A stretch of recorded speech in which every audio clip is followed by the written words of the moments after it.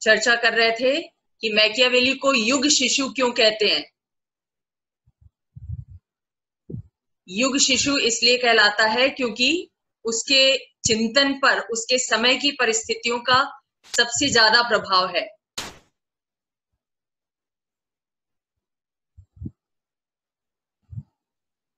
Professor Dunning ने उसको अपने युग का श्रेष्ठ निचोड़ या युग का शिशु कहा है। तो कौन सी परिस्थितियां थी जिन्होंने उसके चिंतन को इतना गहराई से प्रभावित किया कि उसके पूरे सिद्धांतों में, उसकी पूरी रचनाओं में सिर्फ उन परिस्थितियों की छाप ही दिखाई देती है।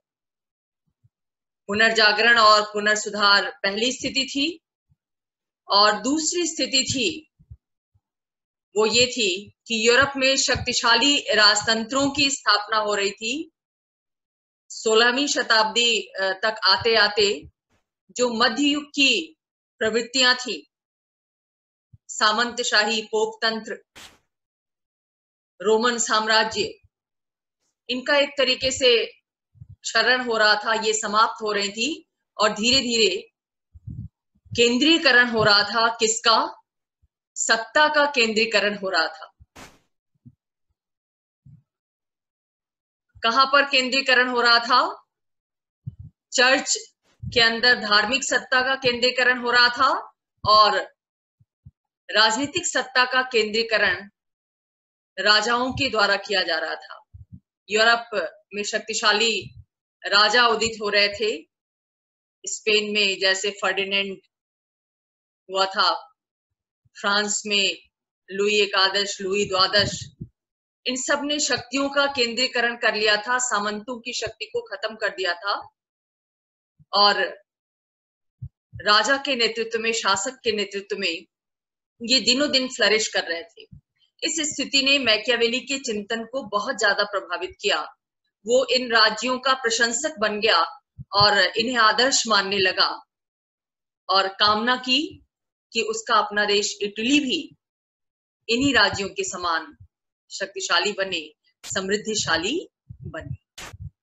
तो ये जो वातावरण था यूरोप का, राजनीतिक वातावरण, इसने बहुत ज्यादा प्रभावित किया मैकियावेली के चिंतन को, और शुरू से लेकर अंत तक हम उसके चिंतन में इसकी झलक देखते हैं।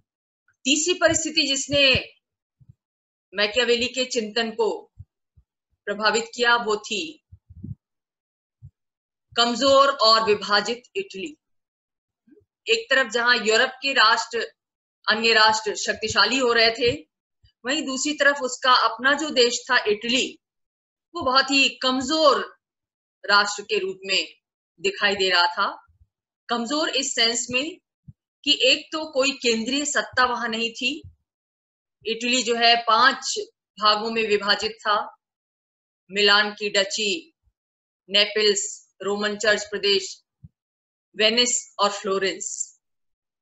और ये पांचों भागों के जो शासक थे वो आपस में लड़ा करते थे। इनकी फूट का लाभ पोप के द्वारा उठाया जाता था, और वो विदेशी सत्ताओं को, कभी फ्रांस को, कभी स्पेन को आमंत्रित करता था कि वो यहाँ हस्तक्षेप करे और उसका लाभ पोप को मिलता रहे, इस रूप में कि राज सत्ता प्रमुख न बनने पाए, धर्म की सत्ता बनी रहे। इस चीज ने, इस परिस्थिति ने मैकियावेली के चिंतन को प्रभावित किया। उसने यहीं से अपने चिंतन की शुरुआत की कि कैसे उसका अपना देश इटली, जो कमजोर है, विभाजित है, वो कैसे एक शक्तिशाली राष्ट्र के रूप में उभरे, वैसे ही जैसे फ्रांस और स्पेन जैसे राज्य शक्तिशाली राज्य के रूप में दिखाई दे रहे हैं। और लास्टली, इटली का जो सार्वजनिक जीवन था वो इतना ज्यादा भ्रष्ट हो चुका था, इतना ज्यादा दूषित हो चुका था। सार्वजनिक जीवन में नैतिकता नाम की कोई चीज नहीं रह गई थी। शासक को तो छोड़ दीजिए, आम जनता भी भ्रष्टाचार में लिप्त थी। वो किस रूप में कि वो अपने स्वार्थवश कुछ भी करने के लिए तैयार थी, और न तो उसे धर्माधिकारियों की गंदगी दिखाई दे रही थी, न ही राज सत्ता में जो दोष आ गए थे वो दोष उसे दिखाई दे रहा था। लेकिन मैकियावेली को ये दिखाई दे रहा था कि लोग कैसे स्वभाव के हैं, और यही वजह है कि जब वो मानव स्वभाव की व्याख्या करता है तो ये कहता है कि मनुष्य स्वभाव से स्वार्थी है, धन लोलुप है, शक्ति पिपासु।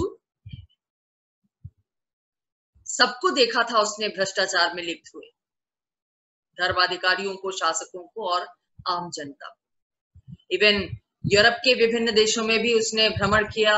आप जानते हैं राजदूत के रूप में उसकी नियुक्ति हुई थी, और उस पद पर कार्य करते हुए या बाद में भी अपने निर्वासन के समय में उसने यूरोप के अन्य देशों के लोगों के आचरण को भी देखा, शासकों के आचरण को भी देखा, परखा और अनुभव किया, और इसी के आधार पर अपना समूचा सिद्धांत खड़ा करने की कोशिश की। तो ये वो परिस्थितियां थी जिन्होंने मैकियावेली के चिंतन को प्रभावित किया, और यही वजह है कि प्रोफेसर डनिंग ने उसको अपने युग का शिशु कहा है। अब इसके बाद एक और जो विश्लेषणात्मक विषय है मैकियावेली के संबंध में, वो ये कि क्या मैकियावेली आधुनिक राजनीतिक चिंतन का जनक है। हालांकि professor Dunning, professor Sabine, professor मुरे, प्रोफेसर जोन्स ये मानते हैं कि ठीक है कि मैकियावेली के चिंतन में कुछ आधुनिक प्रवृत्तियां दिखाई देती हैं, लेकिन वो विकसित रूप में नहीं दिखाई देती। इसलिए मैकियावेली को आधुनिक युग का जनक कहना उचित नहीं है। लेकिन ये भी सच है कि मध्य युग का अंत मैकियावेली के चिंतन में ही दिखाई देता है। आधुनिक युग की जो शुरुआत होती है वो मैकियावेली के चिंतन से ही होती है। आधुनिक युग की शुरुआत हम कब से मानते हैं? पुनर्जागरण काल से मानते हैं, और मैकियावेली पुनर्जागरण युग का विचारक है, लिहाजा उसके चिंतन में आधुनिकता की प्रवृत्तियां चाहे बीज रूप में ही सही लेकिन दिखाई देती हैं। तो एक एक करके हम देखेंगे कि आधुनिक युग की कौन सी प्रवृत्तियां मैकियावेली के चिंतन में दृष्टिगोचर होती हैं। सबसे पहले राष्ट्रवाद। राष्ट्रवाद एक आधुनिक धारणा है, आप जानते हैं। राष्ट्रीय राज्यों का उदय मध्य युग के बाद हुआ। उससे पहले जो राज्य थे मध्ययुगीन सामंती राज्य थे। राजाओं ने अपनी शक्तियों को सामंतों को दे रखा था। कई छोटे छोटे राज्य हुआ करते थे, लेकिन 16वीं शताब्दी तक आते आते इन छोटे छोटे सामंती राज्यों का अंत होने लगा था और सत्ता का एक तरीके से केंद्रीकरण होने लगा था। यूरोप में, फ्रांस, स्पेन में, जैसा कि मैकियावेली ने देखा, वो शक्तिशाली राज्यों के रूप में, एकीकृत राज्य के रूप में उभर रहे थे। वहां की जनता मोबिलाइज हो रही थी एक राष्ट्र के रूप में। अब प्रश्न उठता है कि ये राष्ट्र क्या है। आजकल चर्चा सुन रहे हैं आप कि पूरी दुनिया में इस समय धार्मिक राष्ट्रवाद हावी हो रहा है। ऐसे में प्रश्न उठता है कि राष्ट्र क्या है। क्या एक भूभाग में रहने वाली जनता को राष्ट्र कहा जा सकता है? राष्ट्र के लिए जरूरी है जन समुदाय के अंदर भावनात्मक लगाव का होना। कोई भी जन समूह जब आपस में किसी भी आधार पर भाईचारे का अनुभव करता है कि हम सब भाई भाई हैं, हम सब एक ही राष्ट्र के हैं, हमें अपने राष्ट्र को आगे बढ़ाना है, तब राष्ट्र का निर्माण होता है। फ्रेंच दार्शनिक अर्नेस्ट रेनन ने बहुत सही तरीके से परिभाषित किया राष्ट्र को, कि राष्ट्र ऐसे लोगों का समूह है जिनका अपना एक गौरवशाली इतिहास रहा है, और जिनकी वर्तमान में अपनी कोई सामान्य इच्छा है, सार्वजनिक जीवन में उनका कुछ उद्देश्य है, वो अपने राष्ट्र को एक दिशा देना चाहते हैं, एक लक्ष्य की तरफ आगे बढ़ना चाहते हैं, भविष्य के प्रति उनकी कोई आकांक्षा है, ऐसी आकांक्षा से युक्त जन समुदाय को राष्ट्र कहा जा सकता है। अब लोगों में भावनात्मक लगाव किसी भी आधार पर हो सकता है,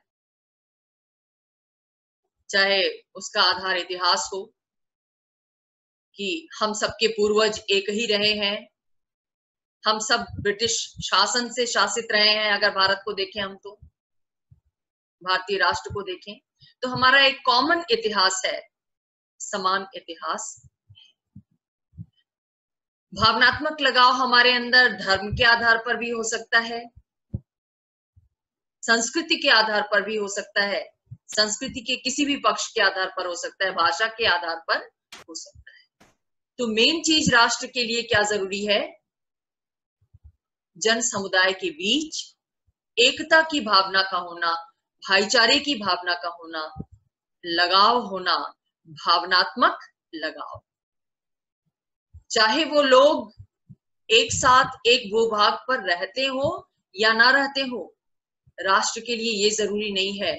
राष्ट्र राज्य के लिए जरूरी है कि एक निश्चित भूभाग के अंदर रहने वाली जनता अपना एक निश्चित भविष्य देखती हो, उसकी एक कॉमन जनरल विल हो, जिस विल के आधार पर वो आगे बढ़ना चाहती है और जो समान इतिहास और समान संस्कृति को साझा करती है। ऐसा जो जन समुदाय होता है, इसको हम राष्ट्र राज्य कहते हैं। तो आधुनिक युग में राष्ट्र राज्य की बात आई, उससे पहले मध्य युग में सामंती राज्य हुआ करते थे। तो ये जो राष्ट्र राज्य की बात है, राष्ट्र राज्य की धारणा है, ये हमें सबसे पहले मैकियावेली के चिंतन में दिखाई देती है। कैसे? वो यूरोप में जो राज्य उदित हो रहे थे, सामंतशाही का अंत हो रहा था, ब्रिटेन, फ्रांस, स्पेन जैसे देशों में, वहां पर राजाओं के नेतृत्व में एक शक्तिशाली केंद्रीय सत्ता स्थापित हो चुकी थी। तो उस चीज को, उस स्थिति को एप्रिशिएट करता है मैकियावेली। राष्ट्र राज्य का जो डेवलपमेंट शुरू हुआ था मध्य युग के बाद आधुनिक युग में, उसका वो प्रशंसक है। और जहां तक राष्ट्रीयता की भावना की बात है, जो राष्ट्र के साथ जुड़ी हुई है, लगाव की बात है अपने भूभाग, अपने देशवासियों के प्रति, वो लगाव भी हमें सबसे पहले मैकियावेली के चिंतन में दिखाई देता है, क्योंकि वो बहुत बड़े देशभक्त के रूप में हमारे सामने आता है। उसने प्रिंस की रचना ही इसलिए की क्योंकि उसके अंदर अपने देश के प्रति लगाव था। वो अपने देश की दुर्दशा पर उसका हृदय रोता था और वो चाहता था कि उसका अपना देश भी एक एकीकृत राष्ट्र के रूप में डेवलप, जो वहां पर गृह युद्ध चल रहा है, विभिन्न राज्य आपस में लड़ रहे हैं, वो लड़ाई खत्म हो, सब आपस में एकजुटता का अनुभव करें और एकीकृत इटली यूरोप में एक सशक्त राष्ट्र के रूप में उभरे। तो ये जो राष्ट्रीयता का भाव है, राष्ट्र राज्य की प्रशंसा का भाव है, ये मैकियावेली के चिंतन में मध्य युग के बाद पहली बार दिखाई देता है। आगे चलकर ये धारणा और ज्यादा डेवलप।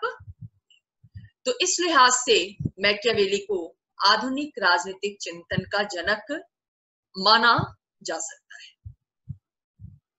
दूसरी जो धारणा है आधुनिक युग की, कंसेप्ट है, वो है संप्रभुतावाद या राज्य की संप्रभुता का विचार। संप्रभुता का मतलब क्या होता है? राज्य की सर्वोच्च सत्ता, ऐसी सत्ता जिसका प्रयोग करके राज्य अपने नागरिकों को कोई भी आदेश दे सकता है कानून बनाकर, और उस आदेश को मानने के लिए बाध्य कर सकता है। वो अपनी विदेश नीति का निर्धारण करने में भी स्वतंत्र होता है, किसी के दबाव को नहीं मानता। तो ये जो राज्य की सत्ता है, सर्वोच्च सत्ता, यही संप्रभुता कहलाती है। ये संप्रभुता का कंसेप्ट आधुनिक युग का कंसेप्ट है, क्योंकि मध्य युग में राज्य की सत्ता को सर्वोच्चता प्राप्त नहीं थी। किसकी सत्ता सर्वोच्च थी? किसकी सत्ता सर्वोच्च थी? धर्म की। मध्य युग में धर्म की सत्ता सर्वोच्च थी, लेकिन संप्रभुता के कंसेप्ट के तहत क्या कहा गया? राज्य की सत्ता सर्वोच्च है और अन्य सभी संस्थाएं किसके अधीन है? राज्य के अधीन है। राज्य किसी के ऑर्डर को मानने के लिए बाध्य नहीं है। स्पष्ट रूप से संकेत था कि मध्य युग में जो चर्च और राज्य की सत्ता को लेकर लड़ाई चल रही थी, आधुनिक युग में उस लड़ाई में विजय किसको प्राप्त हुई? राज्य को प्राप्त हुई, क्योंकि संप्रभुता का कंसेप्ट डेवलप, जिसका मतलब है राज्य की सर्वोच्च सत्ता। हालांकि मैकियावेली ने कहीं भी संप्रभुता शब्द का प्रयोग नहीं किया है, सॉवरेंटी शब्द का प्रयोग नहीं किया गया। ये प्रयोग पहली बार बोधा के द्वारा किया गया, बाद में इस विचार को डेवलप किया गया हॉब्स के द्वारा, ऑस्टिन के द्वारा। लेकिन मैकियावेली के चिंतन में संप्रभुता का जो भाव है, जो सार है, जो निचोड़ है, वो हमें दिखाई देता है, क्योंकि शुरू से लेकर अंत तक प्रिंस में वो किस बात की कामना करता है? राज्य की शक्ति की कामना करता है। ऐसी शक्ति जो सर्वोच्च बने, जिसके अधीन सब हो।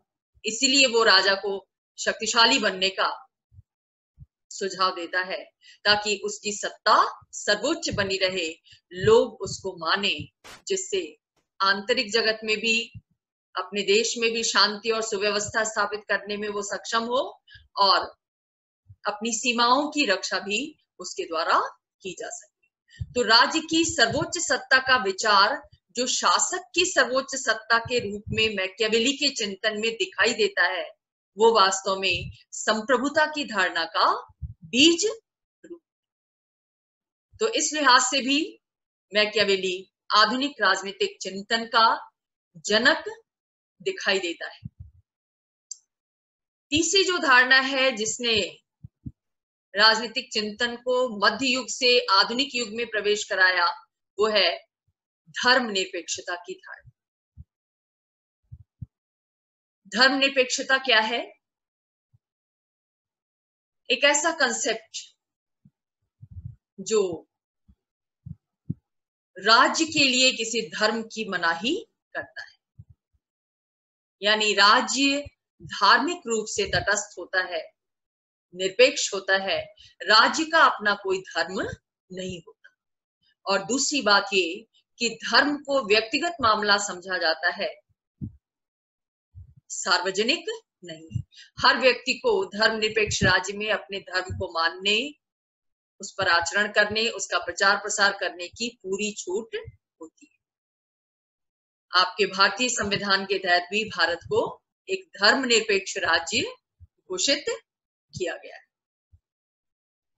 तो ये जो धर्मनिरपेक्ष राजनीति की बात है, धर्मनिरपेक्षता की धारणा की बात है, ये सबसे पहले हमें कहाँ दिखाई देती है? मैकियावेली के चिंतन में दिखाई देती है, क्योंकि मैकियावेली के चिंतन का ये केंद्रीय तत्व है। वो ये कहता है कि राजनीति और धर्म का विषय क्षेत्र अलग अलग है। धर्म व्यक्तिगत जीवन की चीज है, जबकि राजनीति में धर्म का, नैतिकता का कोई स्थान नहीं है। इसलिए वो शासक को निर्देश देता है कि उसे अपने लक्ष्य की तरफ फोकस करते हुए साधनों की पवित्रता की चिंता नहीं करनी चाहिए, अनैतिक साधनों को, अधार्मिक साधनों को अपनाने की पूरी कोशिश करनी चाहिए। झूठ, मक्कारी, धोखेबाजी, ये सब व्यक्तिगत जीवन में वर्जित हो सकते हैं, लेकिन राजा के लिए, शासक के लिए इनकी वर्जना नहीं है। शर्त यह है कि इन साधनों को अपनाने से राज्य की सुरक्षा होती हो, उसकी शक्ति में इजाफा होता हो, आंतरिक शांति और सुव्यवस्था बनी रहती। इन स्थितियों में शासक धर्म और नैतिकता की परवाह न करने की छूट उसे मिली है। तो इस तरीके से धर्मनिरपेक्ष राजनीति की शुरुआत मैकियावेली के द्वारा की गई। आज हम धर्मनिरपेक्षता की धारणा को बहुत से राज्यों में देखते हैं, हमारे लिए कॉमन लगती है ये, लेकिन उस वक्त जबकि चारों तरफ धर्म का बोलबाला था मध्य युग में, वहां पर ये बात कहना कि राजनीति में राज्य के लिए, राजा के लिए धार्मिक सिद्धांतों, नैतिक मूल्यों की कोई मान्यता नहीं है, ये बहुत क्रांतिकारी बात थी, बहुत चैलेंजिंग बात थी। उस समय तो मैकियावेली का विरोध किया गया, क्योंकि नेचुरली जब कोई नई बात कहता है किसी भी युग में तो आमतौर पर उसे स्वीकार नहीं किया जाता। मैकियावेली के साथ भी ऐसा ही हुआ था, लेकिन बाद में चलकर उसकी धारणा के महत्व को स्वीकार किया जाता है। ऐसा ही सोक्रेटिस के साथ हुआ, मैकियावेली के साथ। तो ये बहुत बड़ी बात थी, और जाने अनजाने में मैकियावेली के विषय में ये कहा जाता है कि उसने राजनीतिक चिंतन को ये बहुत बड़ी देन दी। राजनीतिक व्यवस्था को उसकी बहुत बड़ी देन है, आधुनिक राजनीति को, कि उसने धर्म और नैतिकता से राजनीति को अलग किया। ये बात और है कि उस पर भ्रष्ट करने के आरोप लगते हैं कि उसने अनैतिक साधनों को प्रोत्साहित किया, लेकिन अगर इस बात को छोड़ दिया जाए, सिर्फ इस पर फोकस किया जाए कि उसने धर्म और राजनीति पहले जो मध्य युग में मिले हुए थे, धर्म हावी था, इन दोनों को पृथक किया, अलग अलग किया और धार्मिक सत्ता के ऊपर राजनीतिक सत्ता की सर्वोच्चता की स्थापना की। तो धर्मनिरपेक्षता का कंसेप्ट जो आधुनिक कंसेप्ट है, उस दृष्टि से भी मैकियावेली एक आधुनिक राजनीतिक विचारक, प्रथम आधुनिक राजनीतिक विचारक नजर आता है। इसके अलावा आधुनिकता की एक विशेषता है व्यक्तिवाद। आप सब इस धारणा से परिचित हैं। ये सब पुनर्जागरण के बाद की देन है। पुनर्जागरण युग में व्यक्ति को महत्व दिया गया, व्यक्ति के विवेक को महत्व दिया गया, और उसी विवेक को महत्वपूर्ण बताते हुए राजनीतिक क्षेत्र में एक नई विचारधारा का जन्म हुआ, जिस विचारधारा को हम व्यक्तिवाद के नाम से जानते हैं। व्यक्तिवादी विचारधारा क्या कहती है कि राज्य और व्यक्ति के संबंधों की जहां तक बात है, उनमें व्यक्ति महत्वपूर्ण है, व्यक्ति साध्य है और राज्य उसका साधन है। व्यक्ति के अधिकार, व्यक्ति के विवेक, व्यक्ति की स्थिति, व्यक्ति की स्वतंत्रता, ये ज्यादा इंपॉर्टेंट है। इसकी रक्षा के लिए ही राज्य की या अन्य संस्थाओं की जरूरत पड़ती है। और आर्थिक क्षेत्र में जब व्यक्तिवाद की अभिव्यक्ति हुई तो क्या माना गया? लेसिस फेरे के सिद्धांत को माना गया, अहस्तक्षेप की नीति को माना गया, जिसका मतलब था कि राज्य को व्यक्ति के आर्थिक जीवन में बिल्कुल हस्तक्षेप नहीं करना चाहिए।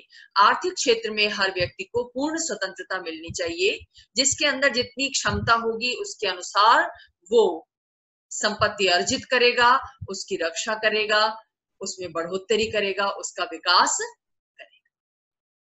ये व्यक्तिवाद था, व्यक्तिवादी विचारधारा थी।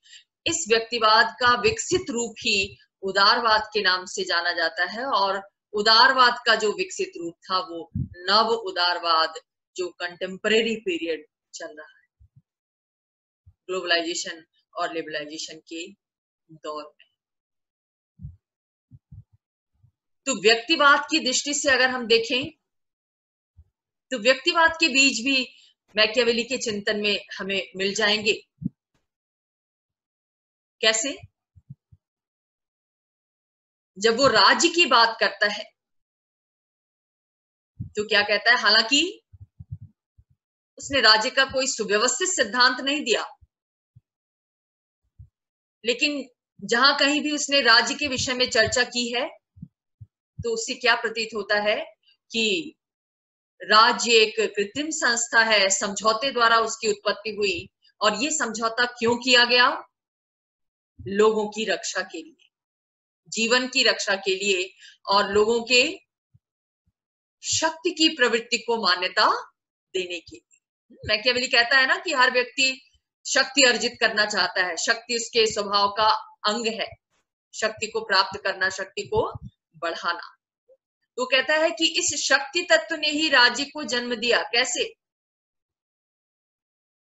कुछ लोग शक्तिशाली बनना चाहते हैं, अपनी शक्ति का प्रयोग करना चाहते हैं, ऐसे लोग शासक के रूप में उभर कर सामने आए, और कुछ लोग जो भयाक्रांत हैं, भयातुर हैं, जो अपनी रक्षा चाहते हैं, वो उस शक्ति की अधीनता स्वीकार करते हैं, इस शर्त के साथ कि वो अपनी शक्ति का प्रयोग करके उनके जीवन की, उनकी संपत्ति की सुरक्षा करेगा।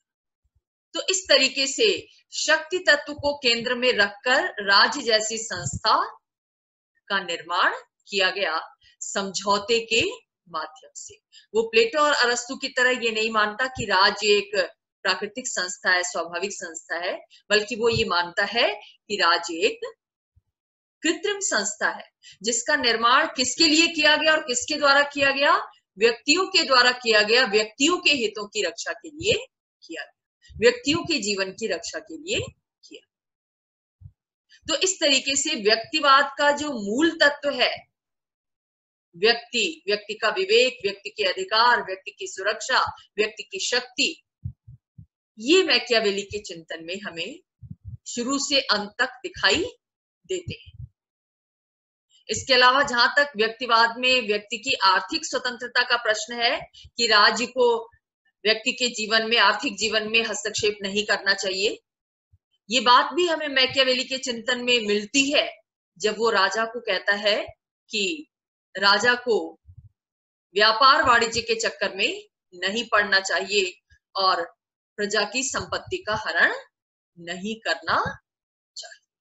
संपत्ति के मामले में व्यक्ति को छोड़ देना चाहिए। हर व्यक्ति के अंदर जितनी क्षमता होगी वो उसके अनुसार उत्पादन करेगा, उसके अनुसार संपत्ति का संरक्षण करेगा और उसकी वृद्धि करेगा। यहाँ आपको ये भी जान लेना चाहिए कि हालांकि मैकियावेली के चिंतन में एक कंट्राडिक्शन देखने को मिलता है, विरोधाभास देखने को मिलता है। व्यक्तिवाद और संप्रभुतावाद या राज्य सत्तावाद, ये दोनों विपरीत विचारधाराएं हैं। समझ रहे हैं? राज्य सत्तावाद में क्या होता है? राज्य की सत्ता को प्रमुखता दी जाती है और व्यक्तिवाद में व्यक्ति की सत्ता को, व्यक्ति के वजूद को महत्व दिया जाता है।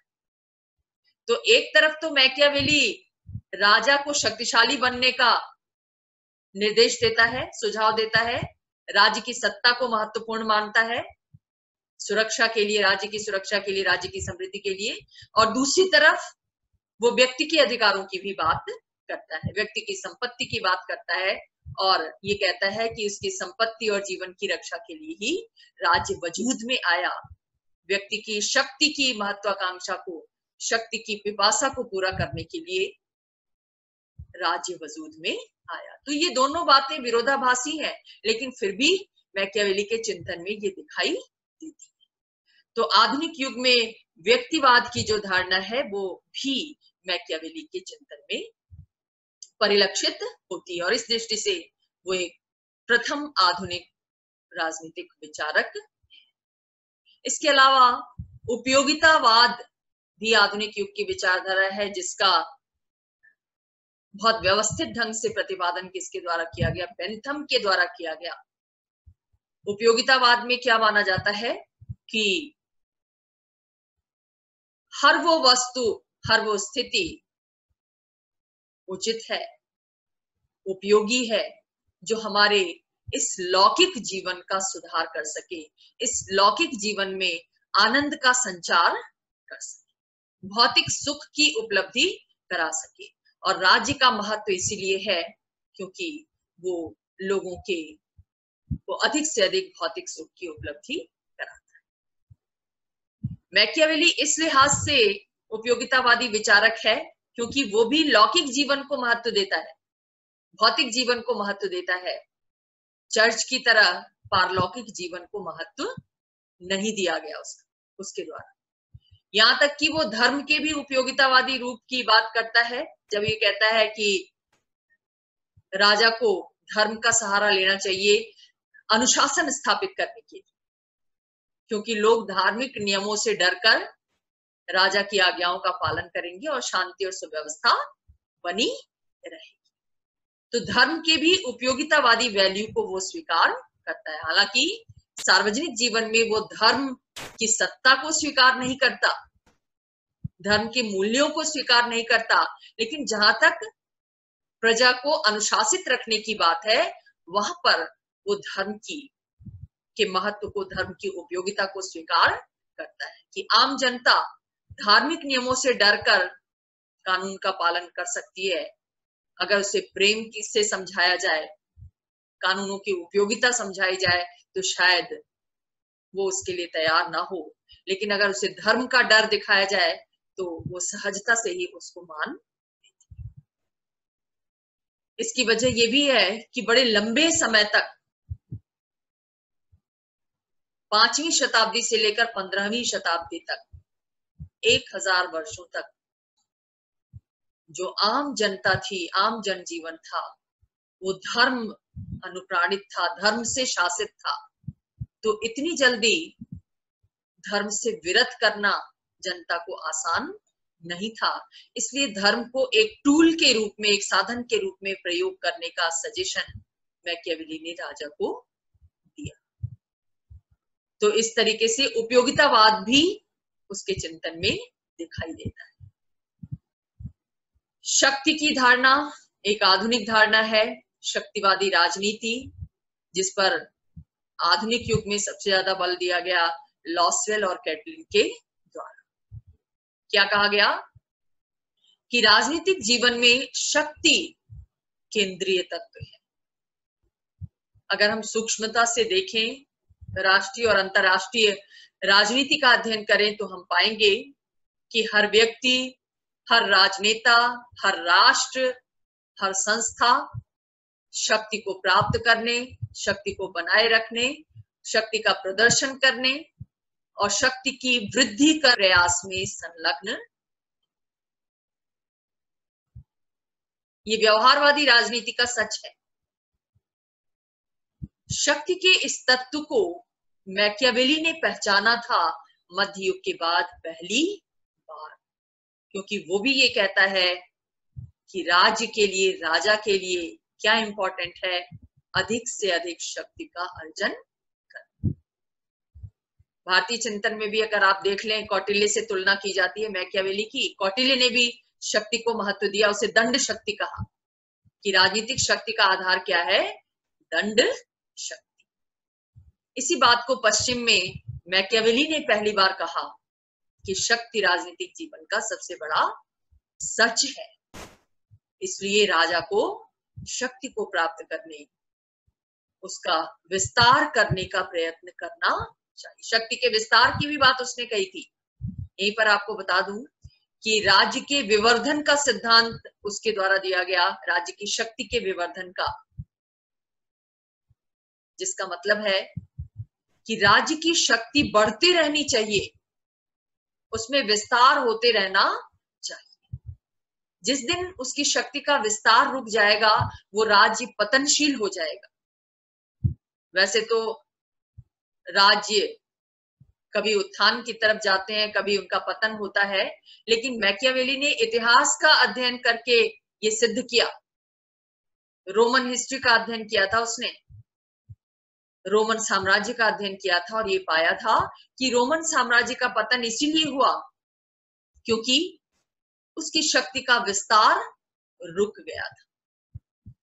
इसलिए अगर राज्य को शक्तिशाली बनाए रखना है तो उसकी शक्ति का विस्तार दिन प्रतिदिन होते रहना चाहिए।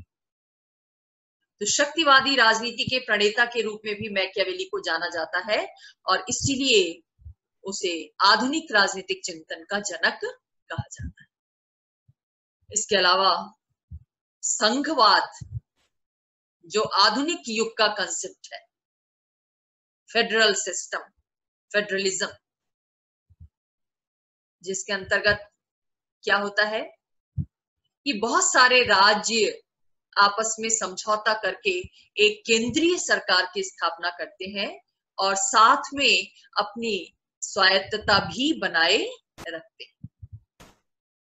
आपको मालूम होगा कि दुनिया में पहली बार आधुनिक युग में संघात्मक राज्य की स्थापना संयुक्त राज्य अमेरिका जैसे देश में हुई थी। जब स्वतंत्रता के बाद, ब्रिटेन से स्वतंत्र होने के बाद फिलाडेल्फिया सम्मेलन में वहां का संविधान बन रहा था, तो वहां के 13 उपनिवेश जो कभी ब्रिटेन के उपनिवेश हुआ करते थे, उन 13 उपनिवेशों ने मिलकर आपस में संधि समझौता करके अमेरिका में एक केंद्रीय सरकार, राष्ट्रीय सरकार की स्थापना की और अमेरिकी संघ सरकार का उदय। उसके बाद दुनिया के तमाम देशों में, जो भी बड़े बड़े देश हैं जहां विविधताएं ज्यादा है, सांस्कृतिक विविधताएं ज्यादा है, वहां पर संघवादी व्यवस्था को आदर्श मानते हुए अपनाया गया। लेकिन अगर हम इस विचार को देखें कि बहुत से राज्य, अलग अलग राज्य मिलकर एक राष्ट्रीय राज्य का निर्माण करते हैं, संघ का निर्माण करते हैं, संघीय सरकार का निर्माण करते हैं, तो ये इसका भी बीज रूप हमें मैकियावेली के चिंतन में दिखाई देता है। किस रूप में?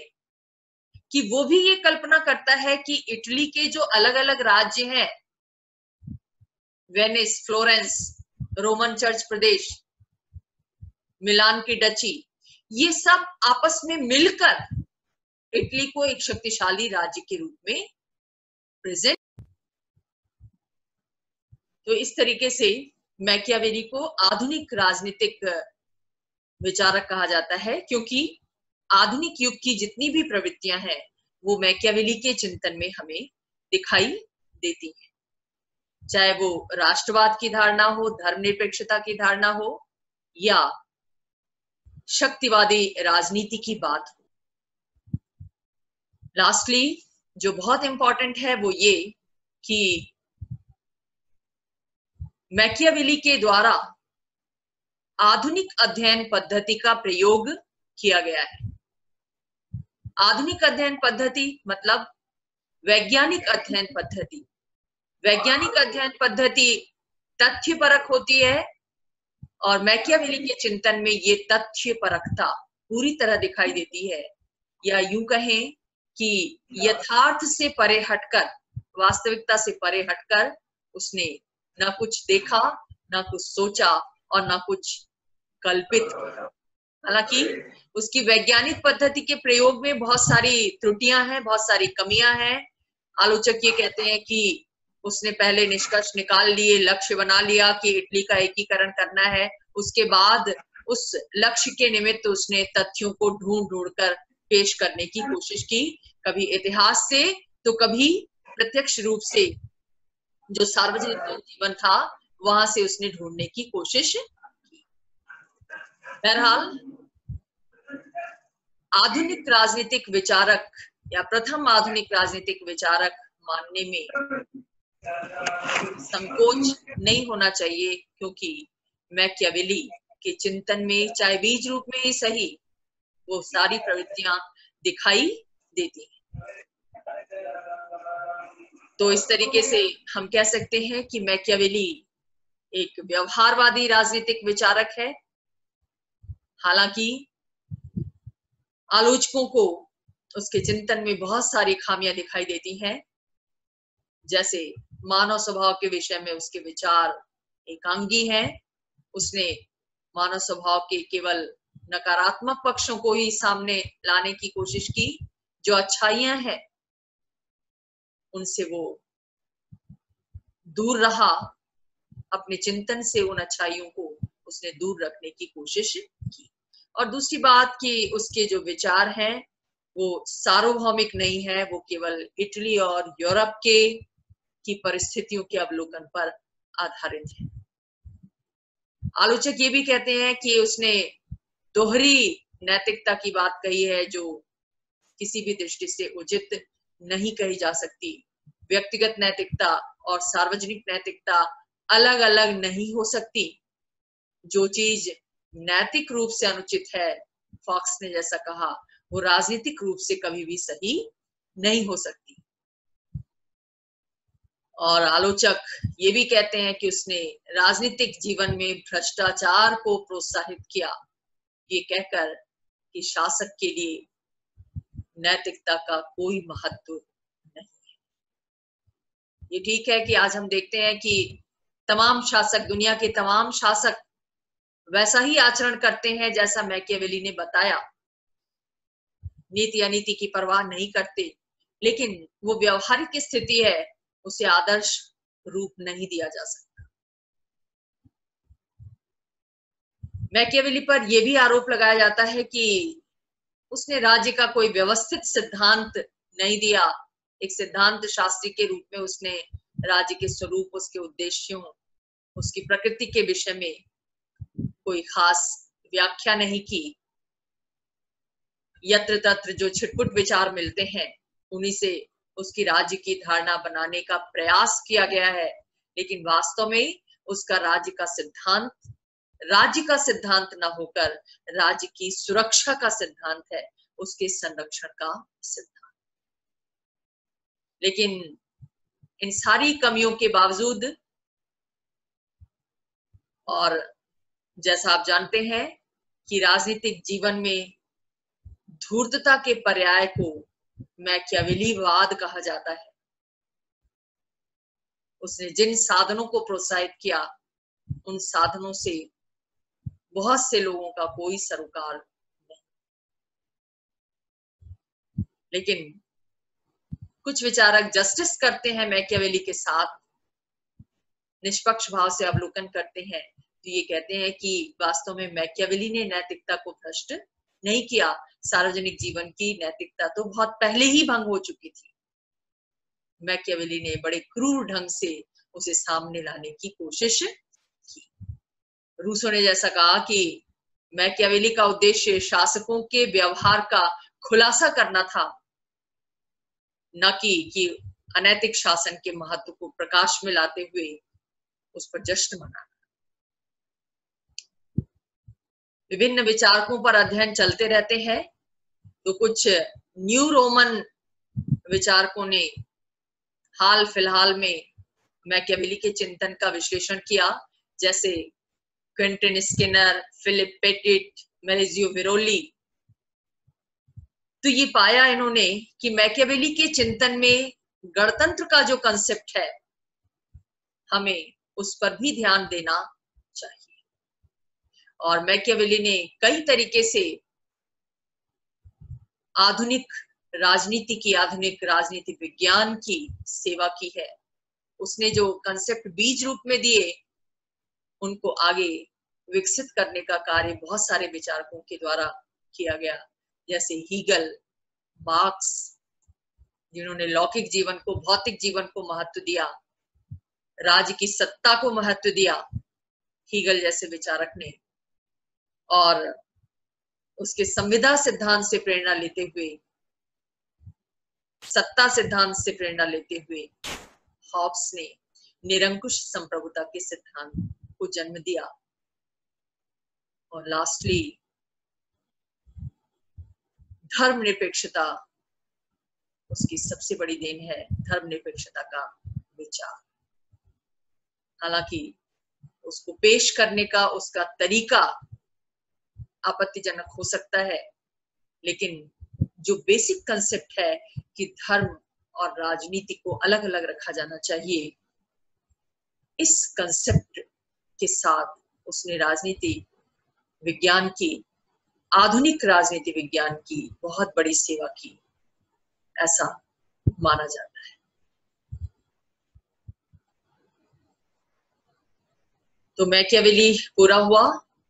अब मैकियावेली से जुड़े कुछ प्रश्न, कुछ असाइनमेंट इस क्लास के साथ आपको दिए जा रहे हैं और आप इन्हें करिएगा।